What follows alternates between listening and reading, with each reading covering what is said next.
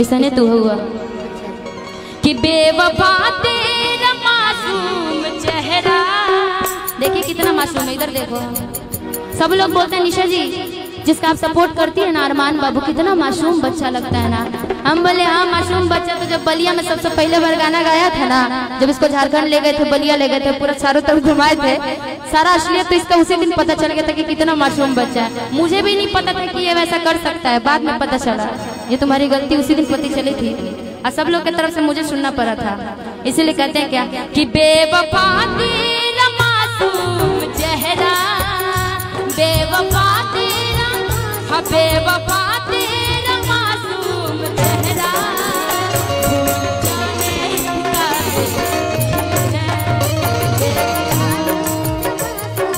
चेहरा बेवफा तेरा मासूम चेहरा।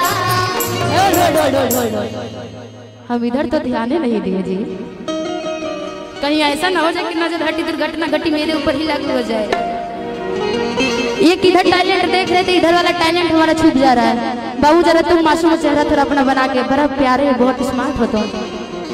इधर से कहना ठीक कि बेवफा तेरा, बेवफा तेरा मासूम चेहरा, बेवफा तेरा मासूम चेहरा, भूल जाने की काबिल बेवफा तेरा मासूम चेहरा, भूल जाने की काबिल नहीं है।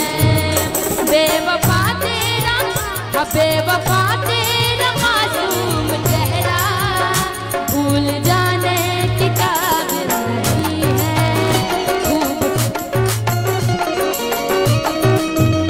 खूबसूरत हो लेकिन मगर तुम, खूबसूरत हो लेकिन मगर तुम दिल लगाने की काबिल नहीं हो।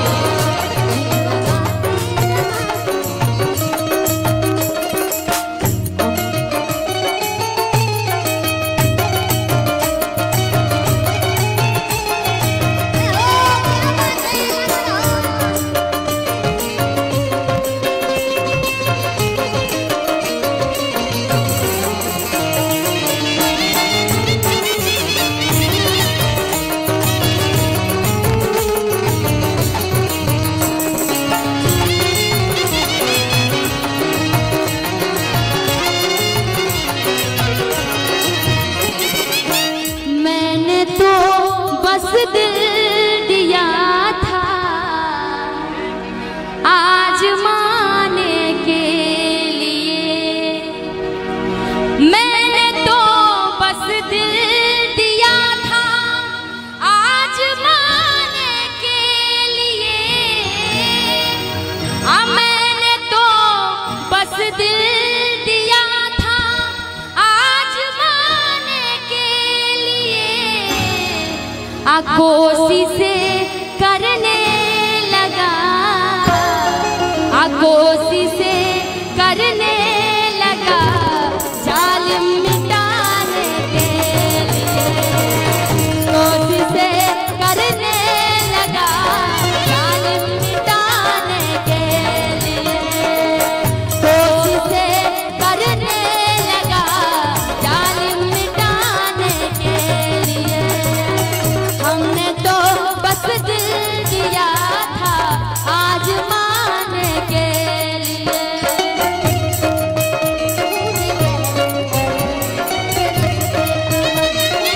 और इसके बाद से हमारे छोटू भैया जी का आगमन होगा ना। मेरे रश्ते कमल तूने मेरे रश्ते तूने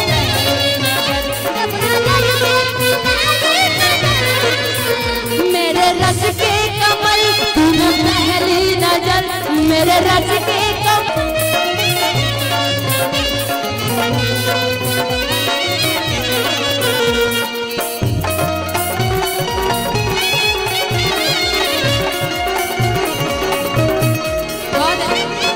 जाते हैं तो। और आर्या का डांस यदि आप लोग को पसंद आया हो तो ताली बजा दीजिए एक बार। आज पहली बार इससे मुलाकात है मेरी, पहली बार इतना प्यारा ये लड़का इतना प्यारा डांस भी कर रहा है और अब सबका प्यारा आशीर्वाद रहेगा तो ये भी बहुत जल्दी आगे बढ़ेगा। जाते हैं तो जाइए वापस न फिर से आइए, जाते हैं तो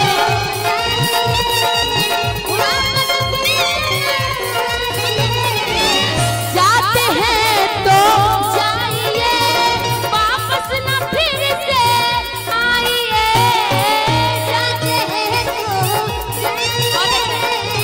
वापस फिर से हम भी कोई ढूंढ लेंगे, हम भी कोई ढूंढ लेंगे दिल लगाने के लिए, हम भी कोई ढूंढ लेंगे दिल लगाने के लिए। कोशिशें करने लगा जालिम मिटाने के लिए,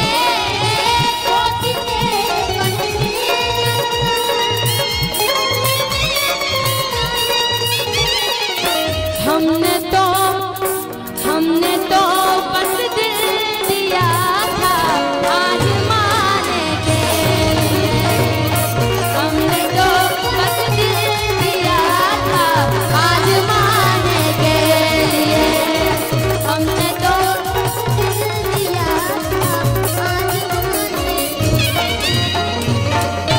जाते जाते एक गाना और आप सभी के लिए, जितने भी हमारे यहाँ पे आदरणीय छोटू छलिया जी, आर पंकज जी, सोना पाठक जी, जितने लोग यहाँ पे उपस्थित है सबके लिए करना है क्या, और हमारी अनुपमा जी उनके लिए भी आइएगा। तो जैसा न सोचले रहनी वैसा न सोना पाठक जी मोर बारे, मानना पड़ेगा आप लोग का जो ये सुर ताल देते हैं ना, आप लोग कहाँ से कहाँ चले जाएगा आदमी।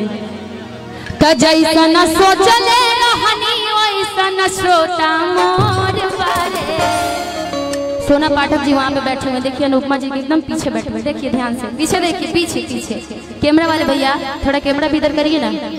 अंकेश जी, उजाला जी, सागर जी, आप तीनों आदमी कैमरा दिखाइए उधर, कहाँ बैठे हैं, कौन बैठे हैं, जरा कैमरे में कैद करिए, क्योंकि सब लोग अपने घर चल जाता है, छूटता कौन है कैमरा ना जी। सुबह घर पे जाने के बाद कौन दिखता है, यूट्यूब पे कैमरा में दिखता है कि फलानवा का प्रोग्राम था, चिल्लानवा का प्रोग्राम था, उसने ये बोलना, उसने ये बोला ना जी, उसने ये कहा, उसने वो कहा, आज ऐसे हुआ, आज वैसे हुआ, यही चलता है ना जी। हमने तो पूरे उधर देखिए थोड़ा देर के लिए, देखिए उधर। तो जैसा न सोचले रहनी वैसा न सोना पाठक जी न कहे बारे, किनके बारे गलत थिंकिंग मत लाइएगा, इनके मतलब हम सभी के, क्योंकि कलाकार से जो प्यार करता है वो सबका होता है, इकलौता एक का नहीं होता ना जी। तो जैसा न सोचले रहनी, यार पंकज जी ध्यान दीजिएगा, देख रहे ध्यान आपका भी दिख रहा है। तो जैसा न सोचे, ज्यादा कुछ नहीं बोलूंगी आपके लिए। तो जैसा न सोचले रहनी, तो जैसा न सोचले रहनी वैसा न सोता मोर बारे, बारा बिजोर बारे हो। तो जैसा न सोचले रहनी वैसा न सोता मोर बारे, बहुत बिजोर बारे हो। तो थोड़ा पातर छीता, तो थोड़ा पातर छीता, सोना पाठक जी के लिए। तो थोड़ा पातर छीतर, तो थोड़ा पातर, सोना पाठक जी ध्यान दीजिएगा इधर जी। तो थोड़ा पातर छीतर, तो थोड़ा पातर छीतर, मोटा थोड़े तोर बारे, बारा बिजोर बारे हो। तो जैसन सोचले रहनी वैसन पाठक जी मोर बारे, बारा बिजोर बारे हो। तो जैसन सोचले रहनी वैसन पाठक जी मोर बारे, बारा बिजोर बारे हो। हमरे खातिर तोहरा के दुनिया में भेजले बारे, हमरे खातिर तोहरा के दुनिया में भेजले बारे। भगवान बड़ी फुर्सत से, भगवान बड़ी फुर्सत से तोहरा के बनौले बारे। भगवान बड़ी फुर्सत से तोहरा के बनौले बारे। हमरे खातिर तोहरा के दुनिया में भेजौले बारे, हमरे खातिर तोहरा के दुनिया में भेजौले बारे। भगवान बड़ी फुर्सत से तोहरा के बनौले बारे। भगवान बड़ी फुर्सत से तोहरा के बनौले बारे। दीवाना दिल तेरा दीवाना, दीवाना दिल तेरा दीवाना, दीवाना दिल तेरा दीवाना। बहुत बहुत एक बार ताली बजा करके अपना आशीर्वाद प्यार दे दीजिए। और बहुत सारे कलाकार हैं जिनको मौका मिलना चाहिए, टाइम बहुत हो चुका है। बहुत बहुत धन्यवाद निशा उपाध्याय जी के लिए जोरदार ताली। हरदम जेकरा से भइल घात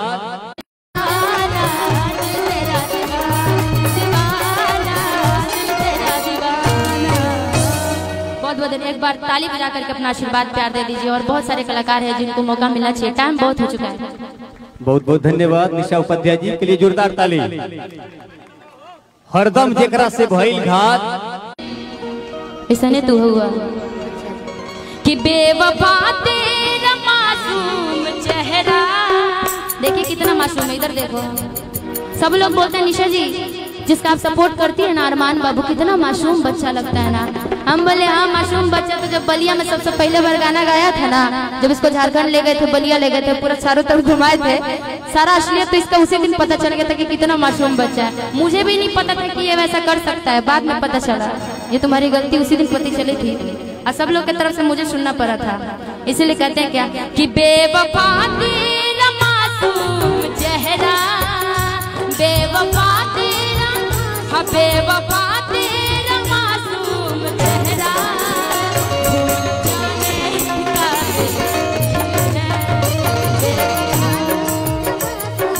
चेहरा बेवफा तेरा मासूम चेहरा। हम इधर तो ध्यान ही नहीं दिए जी, कहीं ऐसा ना हो जाए कि नजर हटी दुर्घटना घटी मेरे ऊपर ही लागू हो जाए। ये किधर टैलेंट देख रहे थे, इधर वाला टैलेंट हमारा छूट जा रहा है। बाबू जरा तुम मासूम चेहरा थोड़ा अपना बना के, बड़ा प्यारे बहुत स्मार्ट हो तुम। इधर से कहना ठीक कि बेवफा तेरा, बेवफा तेरा मासूम चेहरा, बेवफा तेरा मासूम चेहरा। भूल जाने की काबिल बेवफा तेरा मासूम चेहरा, भूल जाने की काबिल नहीं है। बेवफा तेरा, बेवफा तेरा मासूम चेहरा, भूल जाने की काबिल नहीं है।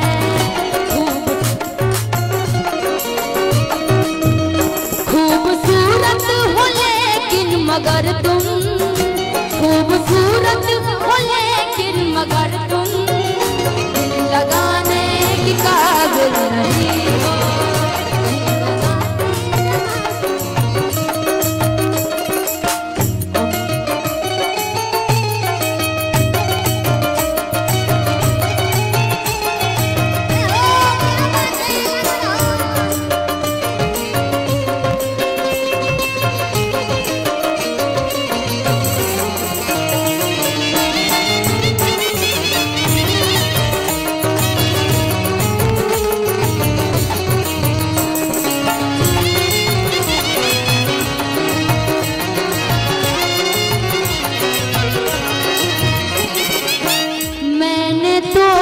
बस दिल दिया था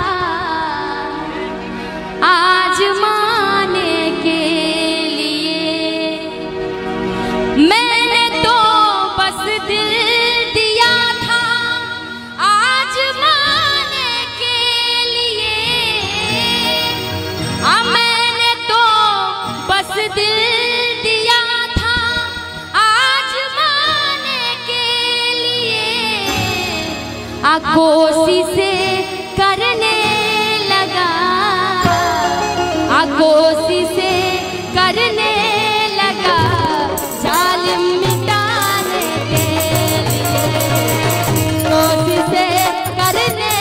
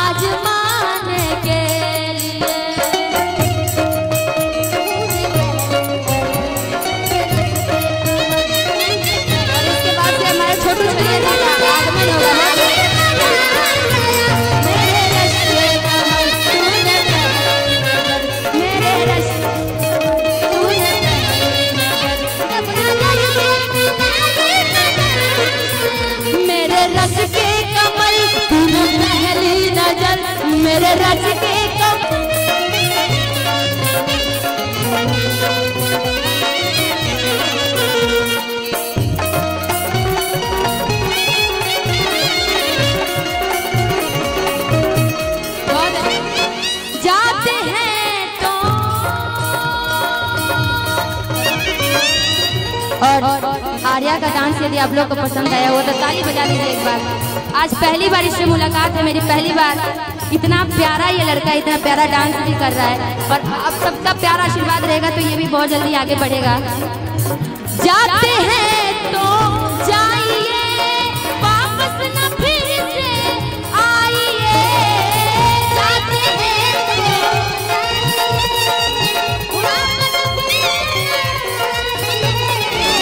जाते हैं तो जाइए, वापस न फिर से आइए। जाते हैं तो वापस फिर से हम भी कोई ढूंढ लेंगे, हम भी कोई ढूंढ लेंगे दिल लगाने के लिए। हम भी कोई ढूंढ लेंगे दिल लगाने के लिए। कोशिशें करने लगा जालिम मिटाने के लिए।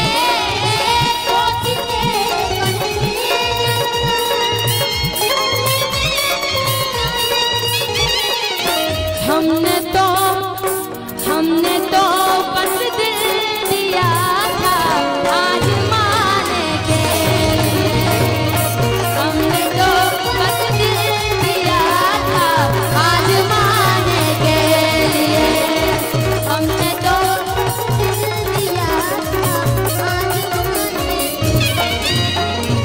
और जाते जाते एक गाना और आप सभी के लिए, जितने भी हमारे यहाँ पे आदरणीय छोटू छलिया जी, आर पंकज जी, सोना पाठक जी, जितने लोग यहाँ पे उपस्थित है सबके लिए करना है क्या, और हमारी अनुपमा जी उनके लिए भी आइएगा।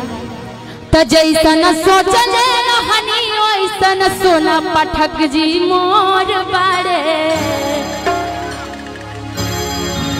मानना पड़ेगा आप लोग का जो ये सुर ताल देते हैं ना, आप लोग कहाँ से कहाँ चले जाएगा आदमी। तो जैसा न सोचले रहनी वैसा न श्रोता मोर बारे। सोना पाठक जी वहाँ पे बैठे हुए, देखिए अनुपमा जी एकदम पीछे बैठे हुए, देखिए ध्यान से, पीछे देखिए, पीछे कैमरा वाले भैया थोड़ा कैमरा भी इधर करिए ना। अंकेश जी, उजाला जी, सागर जी, आप तीनों आदमी कैमरा दिखाइए उधर, कहाँ बैठे हैं, कौन बैठे हैं, जरा कैमरे में कैद करिए, क्योंकि सब लोग अपने घर चल जाता है, छूटता कौन है कैमरा ना जी। सुबह घर पे जाने के बाद कौन दिखता है, यूट्यूब पे कैमरा में दिखता है कि फलानवा का प्रोग्राम था, चिल्लानवा का प्रोग्राम था, उसने ये बोलना, उसने ये बोला ना जी, उसने ये कहा, उसने वो कहा, आज ऐसे हुआ, आज वैसे हुआ, यही चलता है ना जी। हमने तो पूरे उधर देखिए थोड़ा देर के लिए, देखिए उधर। तो जैसा न सोचले रहनी वैसा न सोना पाठक जी न के बारे। किनके बारे? गलत थिंकिंग मत लाइएगा, इनके मतलब हम सभी के, क्योंकि कलाकार से जो प्यार करता है वो सबका होता है, इकलौता एक का नहीं होता, नहीं होता ना जी। तो जैसा न सोचले रहनी, यार पंकज जी ध्यान दीजिएगा, देख रहे ध्यान आपका भी दिख रहा है। तो जैसा न सोच, ज्यादा कुछ नहीं बोलूंगी आपके लिए। तो जैसा न सोचले रहनी, तो जैसा न सोचले रहनी वैसा न श्रोता मोर बारे। बारा बिजोर बारे हो, तो जैसा न सोचले रहनी वैसा न श्रोता मोर बारे। बहुत बिजोर बारे हो, तो थोड़ा पातर छीता, तो थोड़ा पातर छीतर, सोना पाठक जी के लिए। तो थोड़ा पातर छीतर, तो थोड़ा पातर, सोना पाठक जी ध्यान दीजिएगा इधर जी। तो थोड़ा पातर छीतर, तो थोड़ा पातर छीतर, मोटा थोड़े तोर बारे। बारा बिजोर बारे हो, तो जैसन सोचले रहनी वैसन पाठक जी मोर बारे। बारा बिजोर बारे हो, तो जैसन सोचले रहनी वैसन पाठक जी मोर बारे। बारा बिजोर बारे हो, हमरे खातिर तोहरा के दुनिया में भेजले बारे। हमरे खातिर तोहरा के दुनिया में भेजले बारे। भगवान बड़ी फुर्सत से,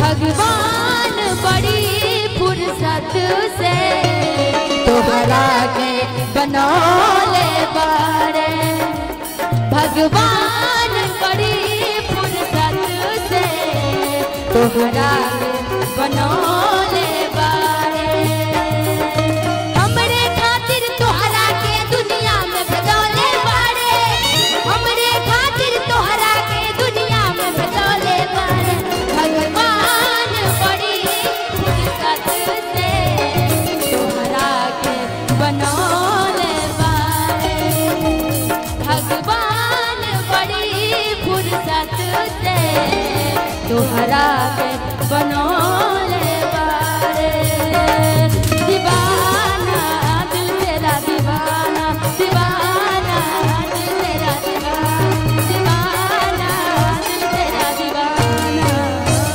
बहुत बहुत एक बार ताली बजा करके अपना आशीर्वाद प्यार दे दीजिए। और बहुत सारे कलाकार हैं जिनको मौका मिलना चाहिए। टाइम बहुत हो चुका है। बहुत बहुत धन्यवाद निशा उपाध्याय जी के लिए जोरदार ताली।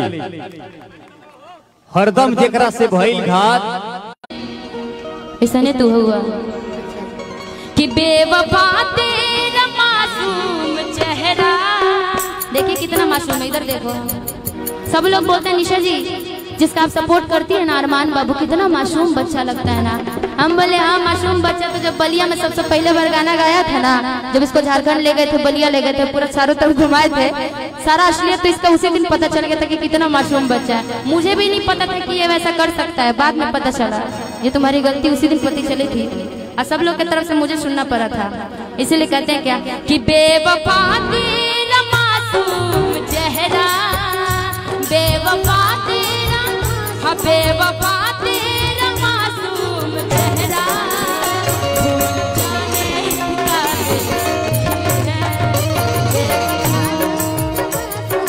चेहरा बेवफा तेरा मासूम चेहरा। हम इधर तो ध्यान ही नहीं दिए जी। कहीं ऐसा ना हो जाए कि नजर हटी दुर्घटना घटी मेरे ऊपर ही लागू हो जाए। ये किधर टैलेंट देख रहे थे, इधर वाला टैलेंट हमारा छूट जा रहा है। बाबू जरा तुम मासूम चेहरा थोड़ा अपना बना के, बड़ा प्यारे बहुत स्मार्ट हो तुम। इधर से कहना ठीक कि बेवफा तेरा मासूम चेहरा बेवफा तेरा मासूम चेहरा भूल जाने की काबिल बेवफा तेरा मासूम चेहरा भूल जाने की काबिल नहीं है। बेवफा तेरा मासूम चेहरा भूल जाने की काबिल नहीं है।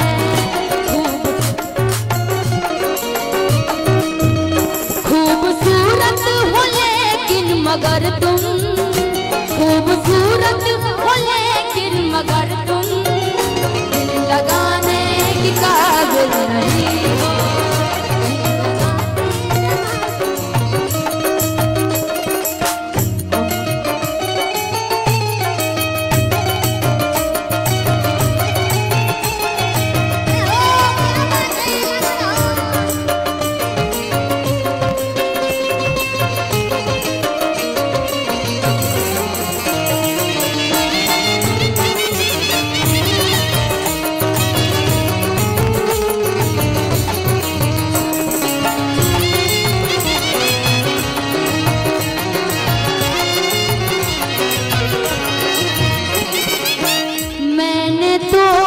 बस दिल दिया था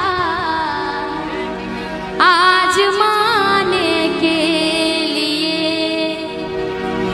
मैंने तो बस दिल दिया था आजमाने के लिए।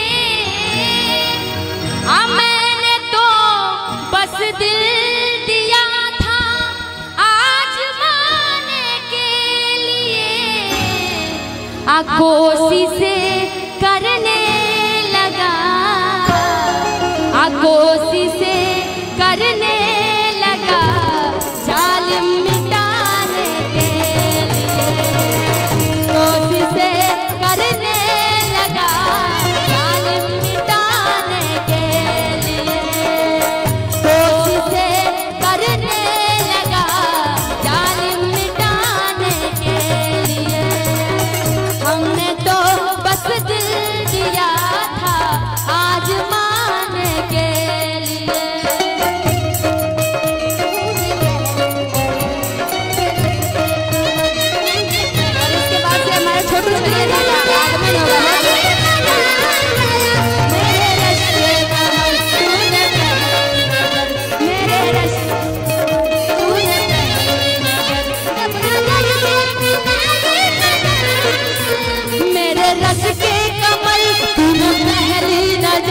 मेरे रज के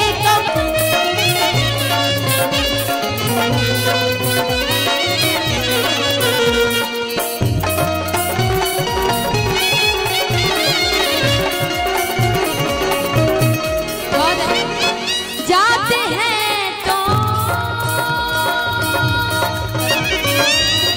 और आर्या का डांस यदि आप लोग को पसंद आया हो तो ताली बजा दीजिए एक बार। आज पहली बार इससे मुलाकात है मेरी, पहली बार। इतना प्यारा ये लड़का इतना प्यारा डांस भी कर रहा है और अब सबका प्यारा आशीर्वाद रहेगा तो ये भी बहुत जल्दी आगे बढ़ेगा।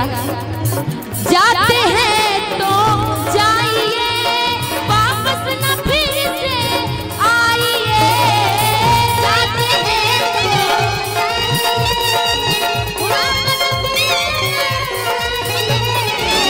जाते हैं तो जाइए वापस न फिर से आइए, जाते हैं तो वापस फिर से हम भी कोई ढूंढ लेंगे, हम भी कोई ढूंढ लेंगे दिल लगाने के लिए, हम भी कोई ढूंढ लेंगे दिल लगाने के लिए। कोशिशें करने लगा जालिम मिटाने के लिए,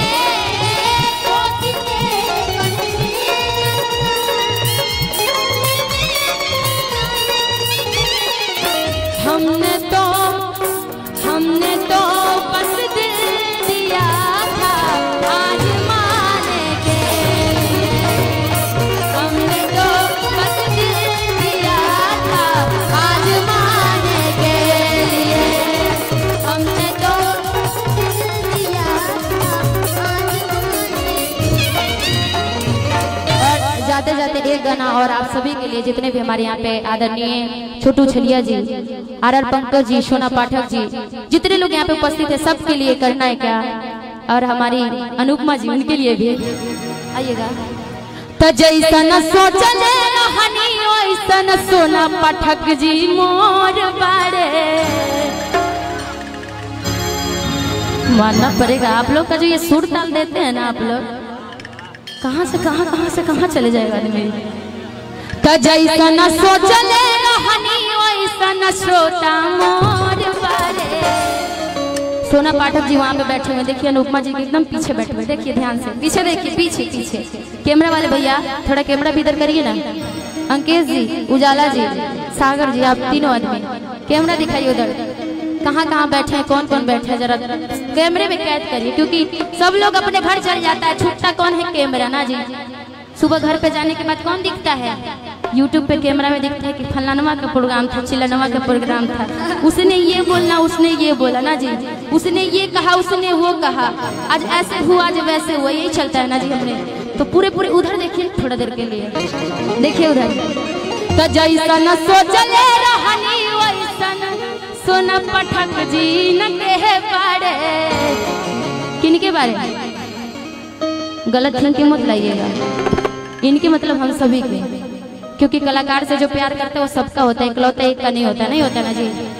तो जैसा न सोचले रहनी, यार पंकज जी ध्यान दीजिएगा, देख रहे ध्यान आपका भी दिख रहा है। तो जैसा न सोच, ज्यादा कुछ नहीं बोलूंगी आपके लिए।